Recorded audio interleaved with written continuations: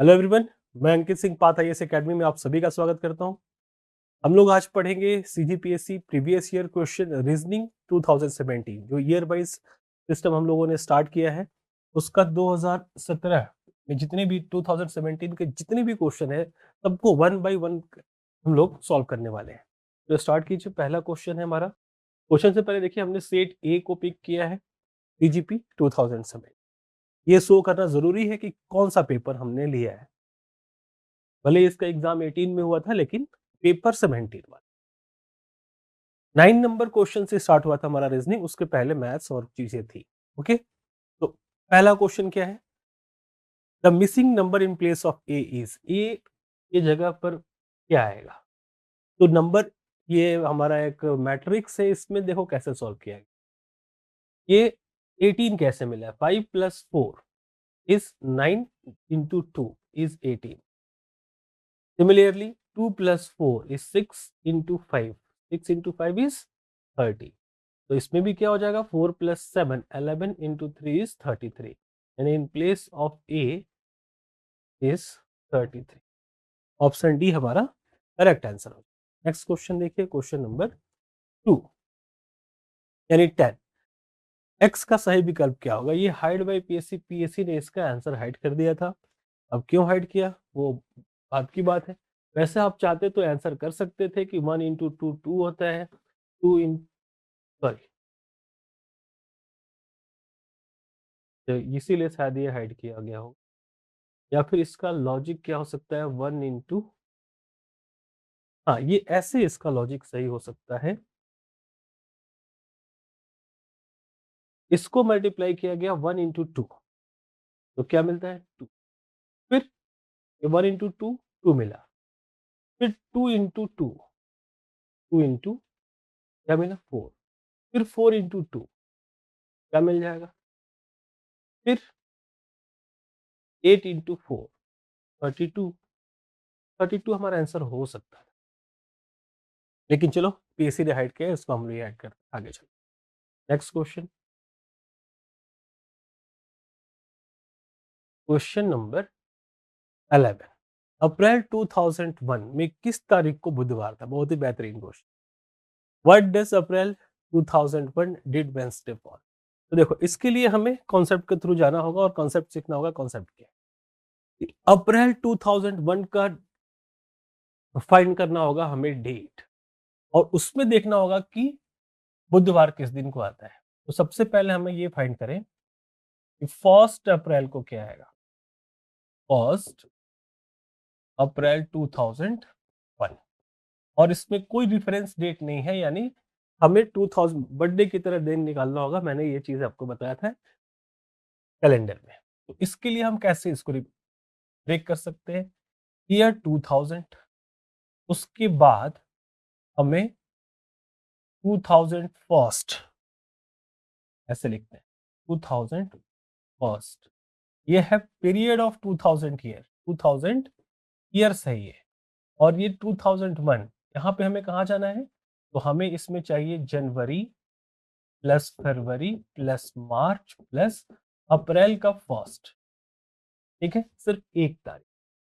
तो जनवरी, और इसमें भी क्या चाहिए हमें? ऑड डेज चाहिए, ये भी बताया था। तो 2000 ईयर में नंबर ऑफ ऑड डेज कितने होते हैं आप ही बताओ। ऑड डेज, ये 400 से डिविजिबल है, यानी number of odd days is 0। जनवरी में ये 31st का मंथ होता है, और ये 2001 लीप ईयर नहीं है, तो क्या हो जाएगा? 3 ऑड डेज, यानी 7 4 28, 31 माइनस 28 इज 3। फरवरी में 0, मार्च में 3, और अप्रैल में 1 है। तो ये सारे के सारे मिलकर कितने ऑड डेज हो गए? तो टोटल ये हो गए, टोटल ऑड डेज इज 7। अब 7 किसका कोड होता है? संडे का। 7 इज इक्वल टू, आपको मिल गया कि 1 जनवरी 2001 को संडे था। तो अब पूछा है कि वेडनेसडे कौन कौन सा होगा। तो संडे के बाद क्या आएगा? फर्स्ट संडे हो गया, second Monday, third Tuesday, and fourth Wednesday. Okay, यानी 4 तारीख को पहला बुधवार पड़ेगा, और उसके बाद हर 7 दिन पर बुधवार मिलेगा। यानी 4 4 एंड 7 11 एंड 7 18 एंड 7 25, यानी ऑप्शन सी हमारा करेक्ट हो जाएगा। इस तरीके से हम इसको। नेक्स्ट हमारे पास क्वेश्चन है 12 नंबर। यदि इंक का कोड इतना है तो रेड का कोड क्या है? तो ink I for 9, N for 14 and 11 for K, R for 18, E for 5 and 4 for D. Similarly, P for 16, E for 5 and for 14. 16514 is correct. Clear? Next देखिए, ये तो बहुत ही आसान था। 25 दिए गए चित्र में त्रिभुजों की संख्या, काउंटिंग फिगर इंपॉर्टेंट है और ट्रायंगल तो ज्यादा ही इंपॉर्टेंट है, कई बार पूछा है मैंने, ये सारे फिगर्स आपको पढ़ाए हैं। अगर ऐसा है तो क्या करेंगे, 1 2 3 4 5, ऐसा फिगर के लिए फिक्स ही होता है कि 5 आया तो इसका डबल कर दो, क्योंकि 5 यहां से बनेगा और हर कोने से एक एक बनता है, तो 5 + 5 10। Next question number 26, in place of x, x की जगह पर क्या मिलेगा? तो हम देखते हैं इसमें क्या लॉजिक लगा है। तो देखो ये 5 × 3 + 1 = 16, यही हुआ है ना। 5 × 3 + 1 = 16। वैसे ही 5 × 16, 16 5 80 + 1 81। सिमिलरली 5 × 81, 5 × this +1, तो डायरेक्ट आंसर लिखते हैं कि 5 × 406 + 1 हमारा क्या हो जाएगा, 2031 आंसर। Next question number 27। अब इसमें two position of block are shown below, when 2 is at the bottom which number will be at the top, यानी ऑपोजिट लेटर पूछे। तो इसमें देखो सब कुछ गिवन है, ये 1 2 3 4 5 6, 6 के 6 फेसेस हमारे सामने हैं, तो कौन किसके अपोजिट होगा ये कैसे फाइंड कर पाएंगे? तो जब दो डाइस दिया रहे तो हमें फाइंड करना होता है कि ये स्टैंडर्ड डाइस है कि नहीं, पहले ये फाइंड कर।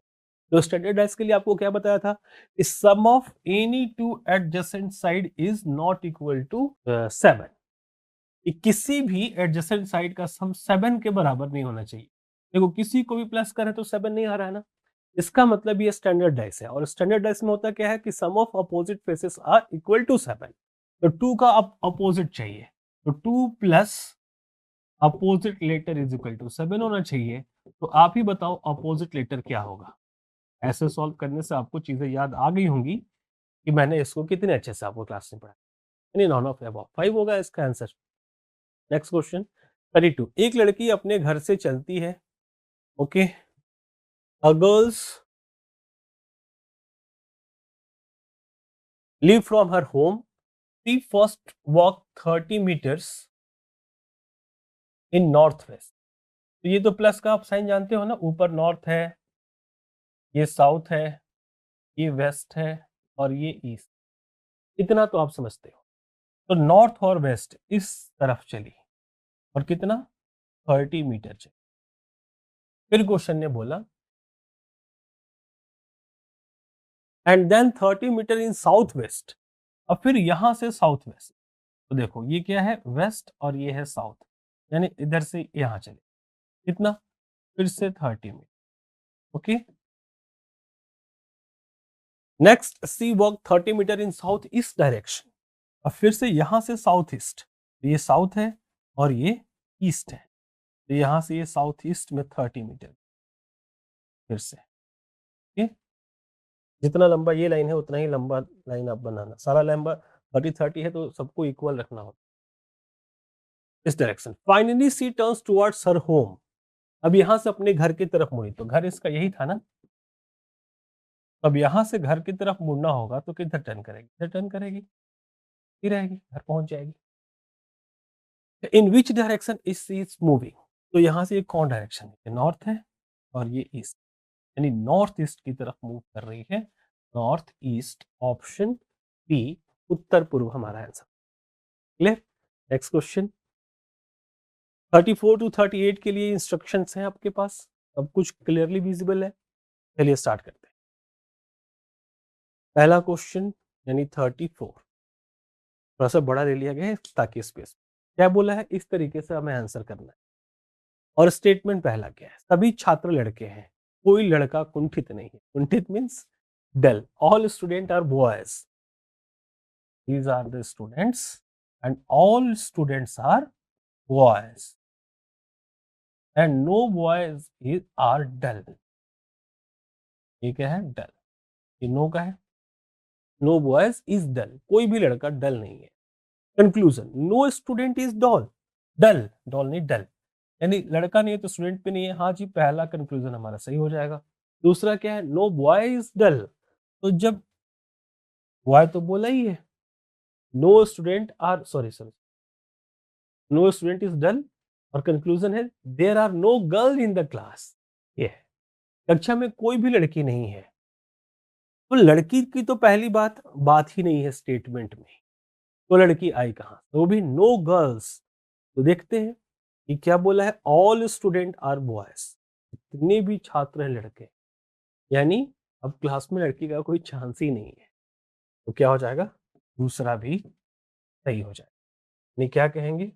इधर है only one only two both one and two are equal, तो हमारा आंसर हो जाएगा कि दोनों के दोनों समान है। अब इनफर्ड का क्या मतलब था, आप देख लीजिए एक बार इधर,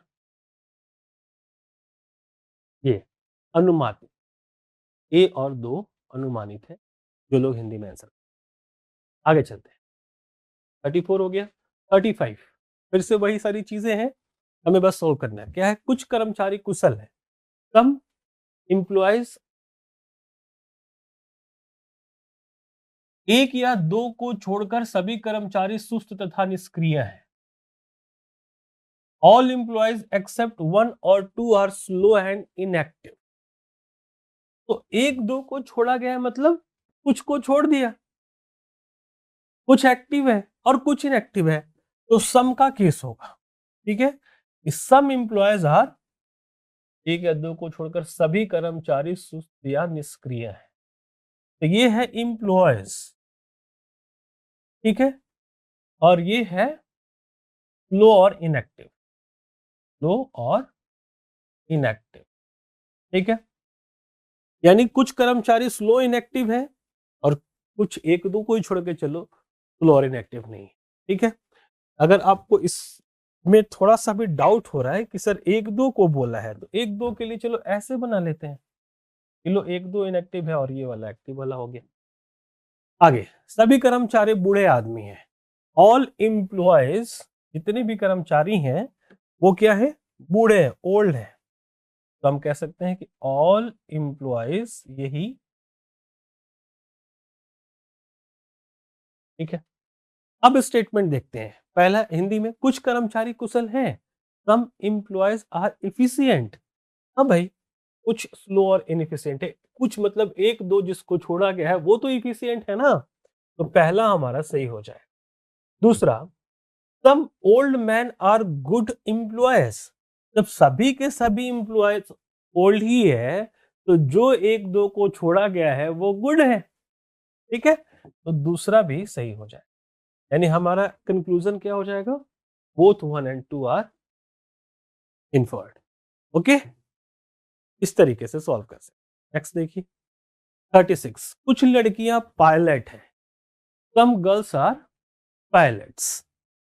ये स्टेटमेंट था, और इसका सम गर्ल्स आर पायलट्स, और सभी लड़की पायलट कुशल है। जो भी एक गर्ल पायलट है ना, वो क्या है? All pilots are efficient, sorry ये नहीं पढ़ना।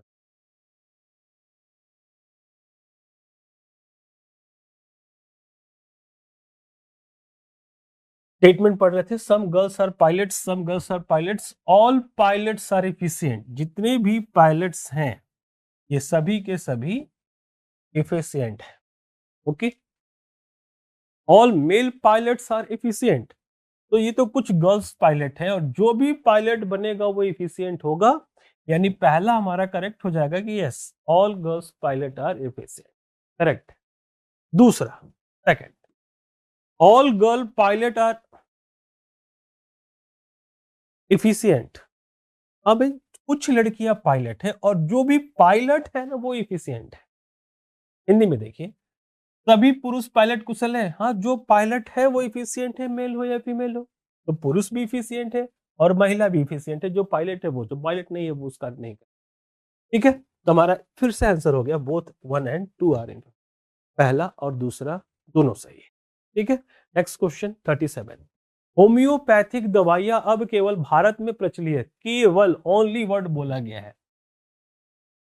Homeopathic medicine are now popular in only. देखो ये अगर कंक्लूजन में रहता तो गलत होता है, लेकिन स्टेटमेंट में हो सकता है। हमें ये मानकर इस तरह के क्वेश्चन को सॉल्व करना होता है, स्टेटमेंट इज ऑलवेज ट्रू। ठीक है, conclusion, homeopathic medicine are popular in west. Homeopathic medicine west यानी पश्चिम में पॉपुलर है भाई, ओनली जब हो गया तो गलत। होम्योपैथी दवाई पश्चिम में प्रचलित है नहीं, सिर्फ भारत में है, तो भारत पश्चिम में नहीं है। Homeopathic medicine are not popular in west. Homeopathic दवाइयां पश्चिम में प्रचलित नहीं है, बिल्कुल नहीं है, सिर्फ और सिर्फ भारत में प्रचलित है। तो क्या हो जाएगा, दूसरा करेक्ट हो जाएगा। तो only two inferred. Okay, next question 38। Statement, few shops in the market have neon lights but they all have signboards। देखो कुछ दुकान है, ये शॉप्स है, have neon lights, ये neon lights in, but they all have signboards। जितने भी दुकान है ना, सबके पास साइन बोर्ड तो जरूर है। एक है conclusion, some shops have sign boards। some shops have क्यों, all shop have sign board, सभी के पास है। तो सब, all और some में ध्यान रखना सब है, क्योंकि जब some बोल दोगे कि some shops have sign board, that means some not have sign board, ये भी होता है। तो some का केस नहीं आएगा, ये all का आना चाहिए, गलत हो गया। यहाँ पे बहुत सारे लड़के ने गलत किया था। some shops have no neon light, yes, some के पास neon light है, सबके पास नहीं है, तो दूसरा सही हो जाएगा। तो फिर से हम क्या कहेंगे इसका answer, only two is inferred, दूसरा लागू होता है। क्लियर है? नेक्स्ट क्वेश्चन देखा जाए, क्वेश्चन नंबर 39। अब उस डेटा से अलग है ये। The angle between the minute hand and the hour hand of a clock when time is 4:20। कि किसी घड़ी के मिनट हैंड, घंटे की सुई तथा मिनट की सुई जब 4:20 बज रहा हो तो उनके बीच का एंगल क्या होगा। तो इसके लिए आपको क्या बताया कि 4:20 है, तो एक आप घड़ी बना ले पहले। इसके लिए आपको फॉर्मूला ये बताया था, फॉर्मूला याद होगा तो अभी करके चेक करो कि याद है कि नहीं है। अदरवाइज घड़ी बना के सबसे बेस्ट होता है कि आप एक ऐसा घड़ी बना लो, आप ये जानते हो कि कहाँ कहाँ 12-3 है, और आपको मिनट हैंड और आवर हैंड भी बड़े अच्छे से पता है।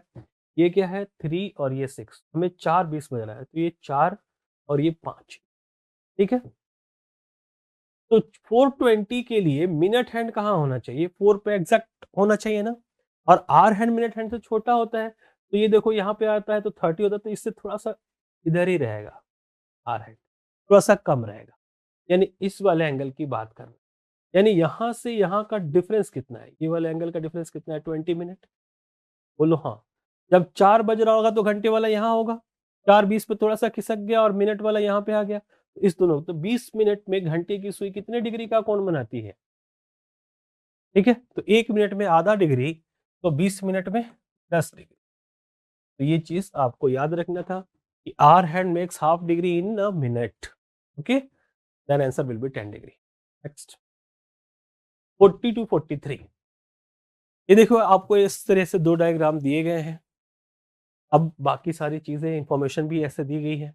अब इस पे फिर से 4 क्वेश्चन मिलेंगे, देखते हैं कैसे। पहला क्वेश्चन, निम्न में से कितने शिक्षित पुरुष हैं जो शहरी नहीं है।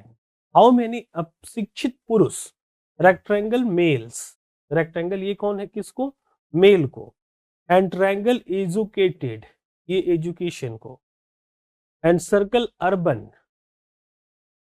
यानी शहरी को, और ये सिविल सर्वेंट। ठीक है, अब इसके अकॉर्डिंग देखो कितने शिक्षित पुरुष हैं जो शहरी नहीं है। शिक्षित, एजुकेशन, मेल, अर्बन नहीं होने चाहिए, यानी 11। ये मेल है, पुरुष है, मेल वाले में एजुकेटेड है और शहरी भी है, शहरी नहीं है। फिर से, निम्न कितने शिक्षित पुरुष है जो शहरी नहीं है, यानी इसमें नहीं आना चाहिए, सिर्फ शिक्षित पुरुष 11 की बात हुई है। ऑप्शन ए हमारा करेक्ट हो जाएगा, 11। नेक्स्ट, निम्न में से कितनी स्त्रियां शहरी और जनसेवक भी हैं? तो शहरी और जनसेवक, तो जनसेवक सिविल सर्विस, ये था सिविल सर्विस, और शहरी कौन है? अर्बन को सर्कल, ये अर्बन है, ये शहरी। कितनी स्त्रियां? शहरी और जनसेवक, तो शहरी और जनसेवक हो गई, और स्त्री की बात किया, फीमेल की बात कर रहा है, यानी जो मेल में नहीं है, मेल से बाहर हो। ठीक है, ये मेल से बाहर कौन है? ठीक है, ये भी स्त्री है, ये भी स्त्री है, क्योंकि ये मेल वाले में नहीं आ रही है, लेकिन शहरी होनी चाहिए, तो वो कितनी है? सिर्फ और सिर्फ 10। ऑप्शन सी हमारा करेक्ट आंसर। ओके, नेक्स्ट देखिए 42, कितने अशिक्षित और शहरी पुरुष भी हैं? मतलब अशिक्षित भी है और शहरी भी है और पुरुष भी है। ठीक है, तो सबसे पहले शहरी, और ये शिक्षित, एजुकेटेड, और ये मेल। ठीक है, तो शहरी, एजुकेटेड और मेल, सबसे पहले मेल देखना है। तो 12 4 16 और 6 22, यानी मेल कितने हो गए? टोटल मेल हो गए 22, और वो भी अर्बन। इस शहरी पुरुष 22 है।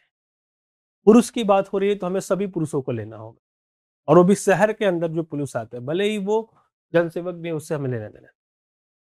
अब बोला है कि वो क्या होने चाहिए? अशिक्षित, यानी एजुकेटेड में ये 4 आता है ना, तो अशिक्षित बोला तो हटाना पड़ेगा। ओके, इस 4 को माइनस कर देंगे, आंसर कितना आ जाएगा? 18। 18 ऑप्शन में। क्लियर? नेक्स्ट क्वेश्चन देखिए, क्वेश्चन नंबर 43, निम्न में से कितने शिक्षित पुरुष है जो शहरी क्षेत्र से है? शिक्षित पुरुष शहरी क्षेत्र से, चाह अभी तो वही घटाए थे कि शिक्षित था, पुरुष था, शहरी क्षेत्र से। ठीक है, तो ये 4, ऑप्शन बी इसका। ओके, नेक्स्ट क्वेश्चन चेंज हो गया। निम्नलिखित प्रश्न में दिया गया समीकरण दो चिन्हों के अंतर परिवर्तन उपरांत सही हो जाएगा, सही विकल्प चुनिए। अंतर परिवर्तन, अब अंतर परिवर्तन कैसे करें? ठीक है, देखते हैं कि इस इक्वेशन को फुलफिल कौन कर रहा। इसके इक्वल 3 आना चाहिए। तो देखो, प्लस और माइनस तो चेंज नहीं हो सकता। ठीक है, तो पहले डिवाइड का रूल काम करो, 4 3 12, 3 मिला, और फिर मल्टीप्लाई का करो, 8 3 24। अब 24 प्लस 5 माइनस 3 कभी भी 3 नहीं हो सकता। ठीक है, तो अब क्या करना होगा? तो पहला ऑप्शन, माइनस को डिवाइड कीजिए और डिवाइड को माइनस कीजिए। ठीक है, इसको इंप्लीमेंट करके देखते हैं। माइनस को डिवाइड बना दिया और डिवाइड को माइनस बना दिया। अब क्या होगा? तो देखा जाए, 5 प्लस 3, 5 प्लस 3 8, नहीं, पहले मल्टीप्लाई, नहीं, पहले डिवाइड, क्या कहते हैं, बोर्ड मास के अकॉर्डिंग। तो ये कितना हो जाएगा? 5 plus 3 into 8 divided by 12 minus 4। अब ये 3 आना चाहिए, देखते हैं आता है कि नहीं। कि 3 4 जा 12, 4 2 जा 8, 5 and 2 7 minus 4 is equal to 3, यानी पहला ही चेंज हमारा इंप्लीमेंट हो। कि पहला चेंज करेंगे, ए माइनस को डिवाइड और डिवाइड को माइनस, तो हमारा काम हो जाए। नेक्स्ट क्वेश्चन 50 टू 54 के लिए फिर से एक ऐसा इंस्ट्रक्शन आया, इनइक्वालिटी से क्वेश्चन, और मजेदार इनइक्वालिटी। अब इसको पढ़ के डिकोड करेंगे, एक बार हिंदी में है, एक बार इंग्लिश में है, मैं एक ही लेकर आऊंगा ताकि ये विजिबल रहे। नेक्स्ट 50 नंबर क्वेश्चन के लिए देखिए, ये इंस्ट्रक्शन है जो अभी थे, और पहला क्वेश्चन। अब स्टेटमेंट कैसे दिया है ये देखो, ये है इसका कथन। ठीक है, और ये है कंक्लूजन। अब देखना है कि कौन सा सही है, कौन सा गलत। ठीक है, तो देखो ये क्या दिया है, सी के कॉपीराइट पी। तो यहाँ कॉपीराइट का क्या मतलब है? एट द रेट और डॉलर का मतलब। यहां से देखो, copyright A, copyright B means A is neither smaller than और नॉर ग्रेटर देन बी। यानी कॉपीराइट का मतलब हो गया इक्वल टू, ना ही बड़ा है ना ही छोटा है, मतलब बराबर है। तो कॉपीराइट का मतलब क्या हो गया? Equal to. अब फिर at the rate, at the rate कहां है? देखिए, at the rate means A is neither smaller than nor equal to B, ना छोटा है ना बराबर है, मतलब डेफिनेटली ए बी से बड़ा है। इसका मतलब क्या हो गया? अच्छा, मैं यहीं पर क्यों ना चेंज कर दूं, है ना?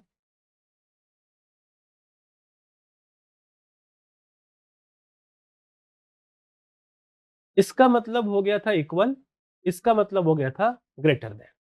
ठीक है, तो P is greater than Q कह सकते हैं। Third, Q dollar R। अब डॉलर का मतलब कहाँ है? कहाँ है dollar? A means A is not smaller than B. Not smaller than mean छोटा नहीं है, मतलब बड़ा और बराबर हो सकता है, यानी इक्वल और ग्रेटर। इसको इक्वल, ग्रेटर और इक्वल कर। ठीक है, सारे साइन को ढूंढ लो। At the rate means percent, अब ढूंढो एक परसेंट कहाँ है? 8%। B means A is neither greater nor equal, neither greater than और नॉर इक्वल टू। बड़ा नहीं है, बराबर नहीं है, मतलब डेफिनेटली छोटा। ठीक है, इसका मतलब हो जाएगा। सारे साइंस हमारे पास है, हमने यूज कर लिया। अब देखते हैं इस तीनों को अरेंज कर। K is equal to P and P is greater than Q and Q is greater than equal to R। Set हो गया। अब हम आंसर करेंगे। K is greater than R, K is greater than R, yes सही है। R is less than P, R is less than P, yes correct है। Q is less than K, Q is less than K, correct. अब ये क्या हो जाएगा? तीनों सही, यानी all are true. Option D is correct. Next question 51। अब 51 के लिए भी हमें क्या चाहिए? फिर से ये सारी वैल्यू चाहिए, तो फिर से हम वैल्यू यूज करते हैं। यहाँ पर क्या है? कॉपीराइट। तो कॉपीराइट के लिए हमने यूज किया था इक्वल टू होता है कॉपीराइट। आप यहाँ से देख लो कि कॉपीराइट कहाँ पर है। ये ना तो छोटा है और ना ही बड़ा है, तो हमने यूज कर लिया, इसी से हम यूज करेंगे। अब हैज का क्या मतलब है? तो हैज देखिए, ए हैज बी का अर्थ है ए बी से बड़ा नहीं है। बड़ा नहीं है का मतलब छोटा है और इक्वल है। हैज का मतलब बड़ा नहीं है तो छोटा होगा और इक्वल होगा, तो ये स्मॉल एंड इक्वल। और फिर एट द रेट, तो एट द रेट के लिए हमने क्या किया था? ग्रेटर देन यूज, यानी इसके लिए ग्रेटर देन हो जाएगा। तो ये ग्रेटर देन, स्मॉलर देन और डॉलर। डॉलर बच गया, डॉलर को भी हम कर लेते हैं। तो डॉलर के लिए देखिए यहाँ पर डॉलर साइन है, तो छोटा नहीं है का मतलब बड़ा है या इक्वल है। ठीक है, तो ग्रेटर देन इक्वल। सारे साइन हमारे पास। फिर से एक लाइन में हम करेंगे और आंसर देखेंगे। D is equal to K and K is less than equal to F। K is less than equal to F, यानी F से K छोटा है या बराबर है। फिर एक बात बोला कि F is greater then P, कि F जो है ना वो P से बड़ा भी है, तो P यहां भी आ सकता है, ऐसे आ सकता है। ठीक है, और P के रिस्पेक्ट में K का कोई जगह नहीं है। तो एक चीज और भी हो सकती है, D is equal to K और greater than is equal to F। P यहां ना आके P यहां भी आ सकता है, P यहां भी आ सकता है, तो P का प्लेस P यहां भी आ सकता है। मतलब कुछ फिक्स प्लेस नहीं है, लेकिन ये बड़ा है, पता है कि F P से बड़ा है या P F से छोटा है। ओके, अब इसके अकॉर्डिंग हम इसको सॉल्व करते हैं। क्या आएगा? P is greater than D, तो P इज ग्रेटर है कि स्मॉलर है D से, हम कैसे पता कर पाएंगे? D से ग्रेटर भी हो सकता है, D से स्मॉलर भी हो सकता है, इक्वल भी हो सकता है, D के रिस्पेक्ट में कोई वैल्यू नहीं। अब K इज लेस देन और equal to P। K is less than और इक्वल टू हो भी सकता है, नहीं भी हो सकता है, ये भी फिक्स नहीं कह सकते हैं। क्लियर है? Third, F is greater than equal to D। F is greater than equal to D, correct. Only third is, यानी ऑप्शन सी हो जाएगा हमारे क्वेश्चन नंबर 51 का। ओके, नेक्स्ट क्वेश्चन देखिए 53। 52 तक तो हो गए। 52 स्टेटमेंट कंक्लूजन देखते हैं। Eight the rate, at the rate के लिए अब तो सब यूज कर लिया है ना, दिमाग पे रखिए चीजें, मुझे तो थोड़ा बहुत याद है। एट द रेट का मतलब है ग्रेटर देन। और फिर कॉपीराइट, कॉपीराइट को हमने क्या किया था? इक्वल। और dollar greater than equal. At the rate greater than, dollar greater than equal, और परसेंट लेस देन। ठीक है, सेट करते हैं। m is greater than d and d is equal to v and v is greater than equal to, set हो गया बड़े आराम से। अब w is greater than m, w is less than m, गलत। m is less than b, m is greater then b, गलत। d is greater than equal to w, ये सही, only third is true. Clear है? Next question 53, statement. फिर से eight the rate को क्या किया था हमने, ग्रेटर देन, और डॉलर को क्या किया था, ग्रेटर देन इक्वल टू, और कॉपीराइट को क्या किया था, इक्वल टू। फिर से eight the rate greater then हो जाएगा, और परसेंट के लिए क्या था, लेस देन, और हैज के लिए क्या था, greater than, sorry less than equal to hash के लिए। अब इसके अकॉर्डिंग आंसर करेंगे।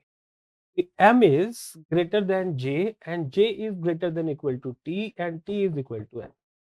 अब n is less than equal to j, n is less than equal to j, yes correct.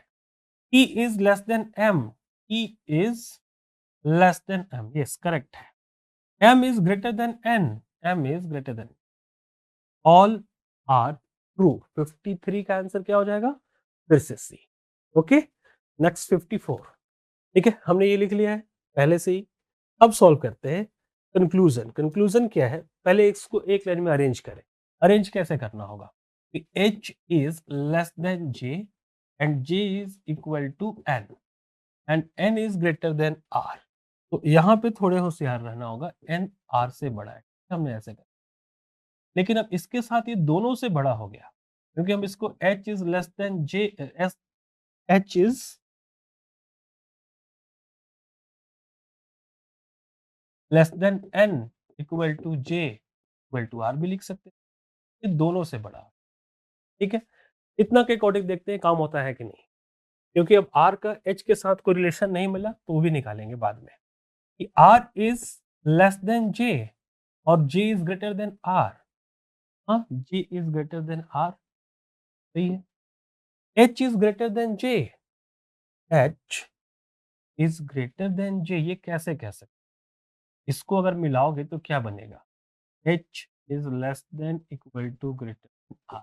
जब एच आर को लोगे तो इतने साइन है ना, तो अब एच आर से छोटा है कि बड़ा है कि बराबर है, क्लियर ही नहीं होगा, ये गलत हो जाएगा। N is greater than H, N is greater than H, बिल्कुल, यहां से भी यहां से भी, तो केवल 1 और 3, ये सही। Okay, next question 55। अब स्टेटमेंट कंक्लूजन आ, फिर से 5 को 59 से 59, 55 टू 9 5 क्वेश्चन मिलेंगे। स्टेटमेंट कंक्लूजन आपके सामने, पढ़ते हैं और आंसर करते हैं। ओके, पहला, many villages face food fury, sorry flood fury every year in monsoon. Monsoon के दौरान हर साल बहुत से गांव बाढ़ की समस्या का सामना करते हैं। अब इसका कंक्लूजन क्या मिल रहा है, इस समय रहते लोगों द्वारा गांव खाली करना आवश्यक है, और बाढ़ को नियंत्रित करने के लिए सरकार को डैम बनाना आदि आवश्यक कार्यवाही करना चाहिए। आपको क्या लगता है, ये कौन से काम जरूरी है, तो दोनों जरूरी हैं। बाढ़ आने से पहले गांव खाली कर दिया जाए, और बाढ़ को नियंत्रित करने के लिए सरकार को ये काम करना चाहिए। यानी दोनों के दोनों हमारे कंक्लूजन करेक्ट हो जाएंगे। क्या करेंगे, either both 1 and 2 fall. Okay, ये हो गया 55 का। Next question 56, statement. The police harass the common man. Police आम आदमी को प्रताड़ित करती है, ये ऐसा स्टेटमेंट आया है। अब कार्रवाई क्या होनी चाहिए, सरकार को दोषी पुलिस वाले के खिलाफ कठोर कदम उठाने चाहिए, करेगी तो उठाने चाहिए ना, सिंपली। दूसरा, पुलिस बल को जनता से व्यवहार करने के लिए शिक्षित करना चाहिए, हाँ ट्रेनिंग देनी चाहिए कि आपको पब्लिक से डील कैसे करना है। यानी दोनों के दोनों सही हो जाएंगे, both 1 and 2। Option E is correct. Okay, next question number 57। नौजवान लोग अपने बुजुर्गों की देखभाल नहीं करते हैं, तो भाई younger people do not look after their elders, नहीं करते हैं, तो क्या किया जाए? इसके लिए देखिए कानूनी कार्रवाई करनी चाहिए। बुजुर्ग का देखभाल नहीं करता है तो कार्रवाई, ठीक है, मान लेते हैं कि करनी चाहिए, अभी स्टार लगा दे। दूसरा, वृद्धाश्रम खोलने चाहिए। तो वृद्धा आश्रम खोलोगे तो उनकी देखभाल वहां पे हो जाएगी, तो फिर कानूनी कार्रवाई क्यों करोगे? और जब कानूनी कार्रवाई करके ही निपटा दोगे तो फिर वृद्धा आश्रम, ठीक है, क्योंकि उसके पास ऑप्शन हो गया ना कि वृद्धा आश्रम में है वहां पर जाओ। तो भाई दोनों सही नहीं हो सकता, एक सही होगा तो दूसरे की जरूरत नहीं, दूसरा सही होगा तो पहले की जरूरत नहीं। तो इस केस में क्या कहते हैं, आइदर वन और टू फॉलोज, यानी या तो पहला या तो दूसरा। ऑप्शन सी हमारा करेक्ट होना चाहिए 57 का आंसर, ठीक है। नेक्स्ट क्वेश्चन 58, स्कूल ड्रेस गरीब माँ बाप के लिए बोझ है। तो भाई गरीब माँ बाप के लिए स्कूल ड्रेस बोझ है तो क्या करें बोलो? गरीब माँ बाप को स्कूल ड्रेस खरीदनी छोड़ देनी चाहिए, तो अब बिना स्कूल ड्रेस के कैसे जाएगा बच्चा? और स्कूल वालों को ड्रेस पर छूट देनी कि भाई गरीब जो है उसके लिए तो कुछ डिस्काउंट कर दो, स्कूल ड्रेस पर इतने कमाते हो तो छूट देना चाहिए, ज्यादा सही है। स्कूल ड्रेस खरीदना छोड़ना सही नहीं होगा, स्कूल ड्रेस के बगैर पढ़ेगा क्या? ठीक, तो नेक्स्ट हमारा क्या हो जाएगा, आंसर क्या हो जाएगा, ओनली टू, नीड टू लागू होता है।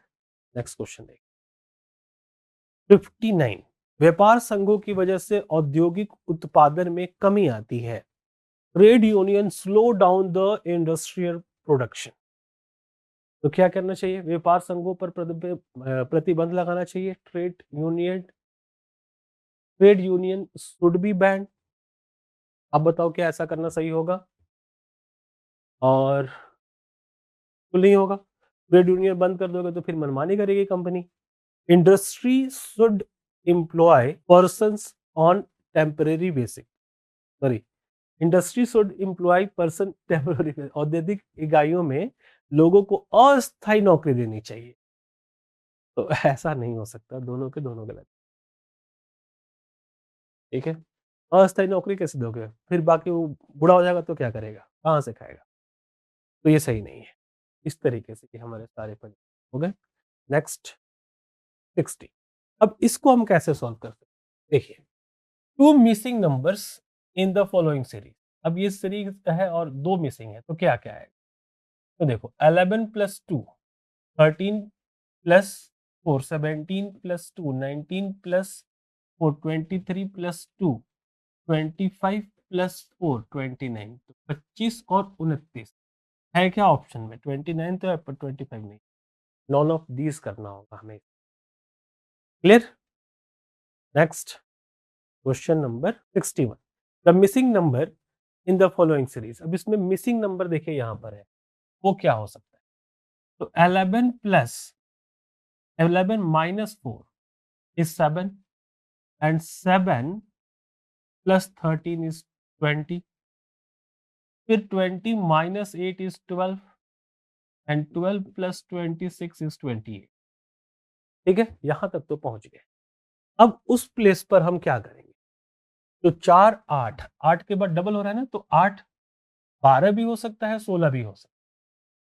तो 16 माइनस करके देखते हैं, 16 माइनस करेंगे तो क्या आएगा, 8 माइनस 6 इज 2, ठीक है, एंड 3 माइनस 1 इज 22 आना चाहिए।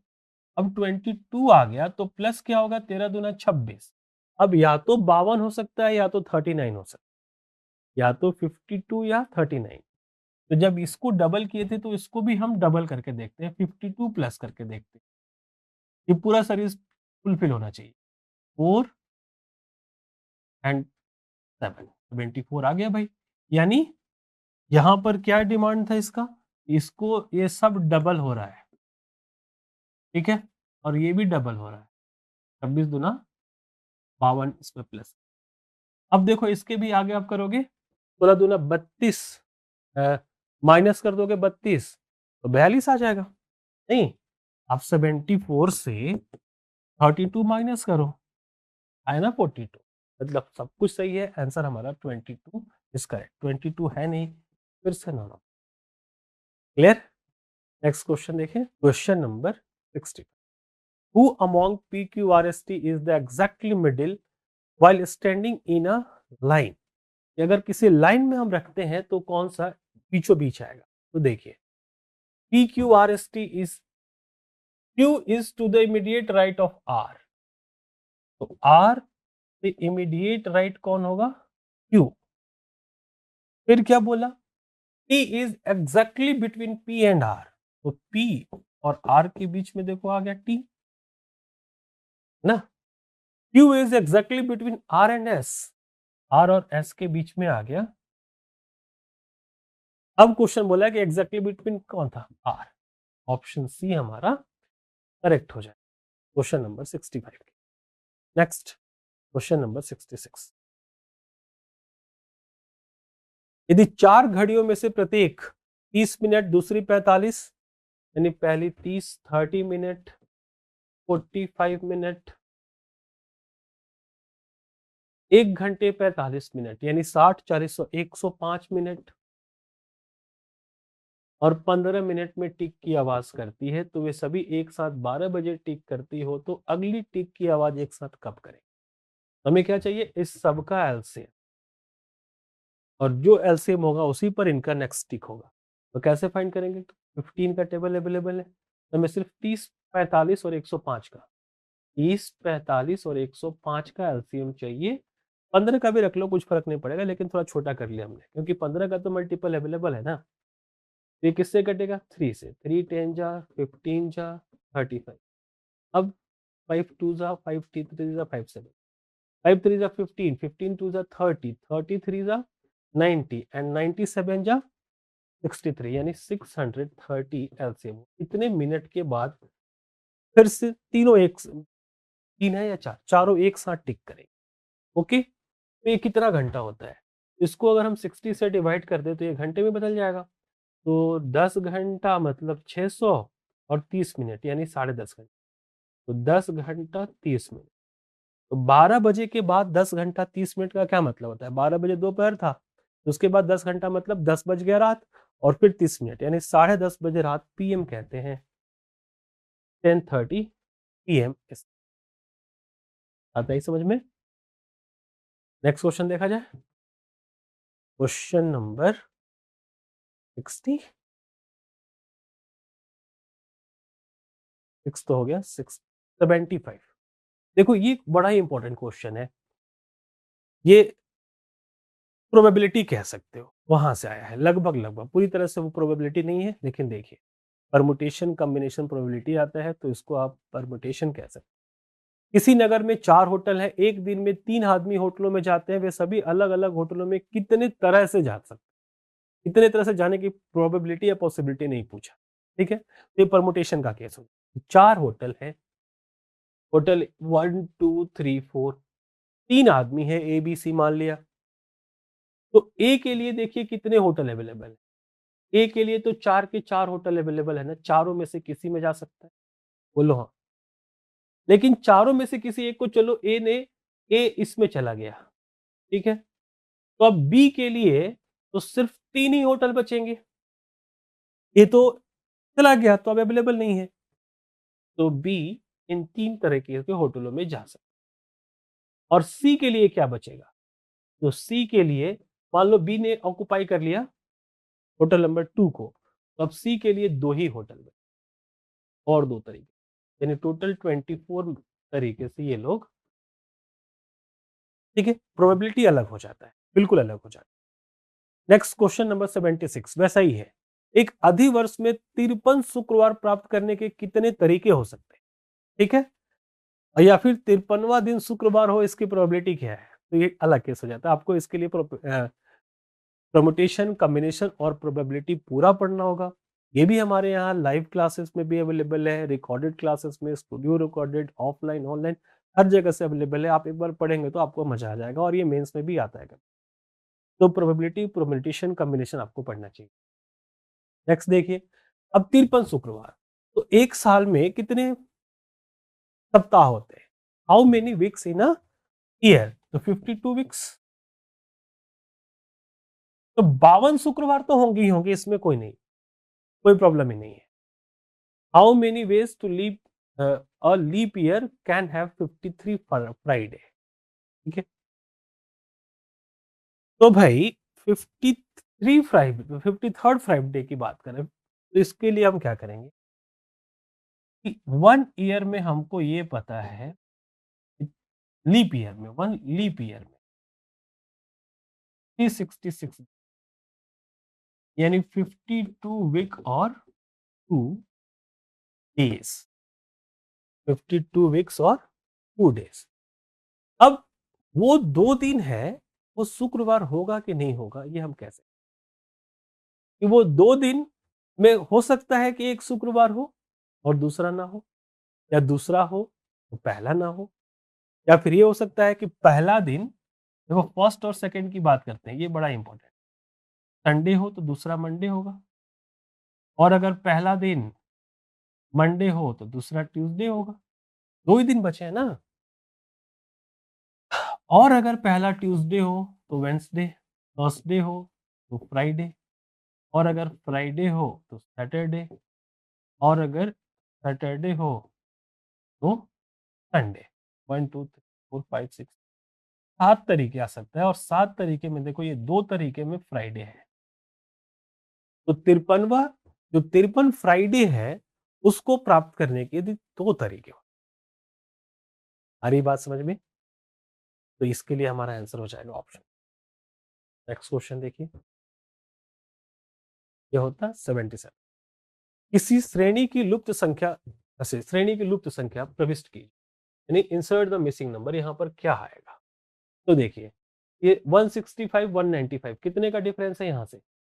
तो 30, ठीक है, प्लस 30, और यहाँ से 95 और 55 60, और फिर यहाँ से 50 एंड 30 80, और फिर ये 8 14, इस बार 30 की में 30 प्लस कर देंगे तो 375 हमारा ऑप्शन, अब ऑप्शन डी करें।